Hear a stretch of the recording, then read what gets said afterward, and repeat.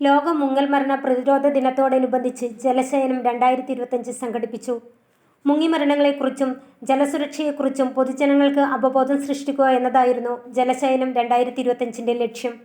പയ്യന്നൂർ സുബ്രഹ്മണ്യസ്വാമി ക്ഷേത്രകുളത്തിന് സമീപത്ത് വെച്ച് നടന്ന പരിപാടി Payyannur police DYSP KV. Vinod Kumar ഉദ്ഘാടനം ചെയ്തു. കണ്ടങ്ങാളി വായനശാല ആൻഡ് ഗ്രന്ഥാലയം പ്രസിഡന്റ് അഡ്വക്കേറ്റ് ശശി വട്ടക്കൊവിൽ അധ്യക്ഷത വഹിച്ചു. പയ്യന്നൂർ അഗ്നിരക്ഷാ നിലയം സ്റ്റേഷൻ ഓഫീസർ സി.പി. രാജേഷ് ജലസുരക്ഷാ പ്രതിജ്ഞ ചൊല്ലിക്കൊടുത്തു. Kerala adventure sports promoting academy പയ്യന്നൂരിന്റെ പ്രസിഡന്റും തൃക്കരിപ്പൂർ സ്റ്റേഷൻ ഓഫീസറുമായ കെ.വി. പ്രഭാകരൻ സംസാരിച്ചു. ചടങ്ങിൽ വെച്ച് നീന്തൽ പരിശീലകരെ ആദരിച്ചു.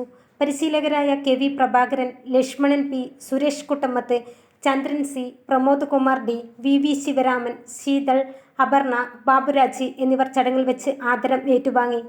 തുടർന്ന് ക്ഷേത്രകുളത്തിൽ ജലസുരക്ഷയുമായി ബന്ധപ്പെട്ട് വിവിധ പരിശീലന രീതികൾ പൊതുജനങ്ങൾക്കായി പ്രദർശിപ്പിച്ചു.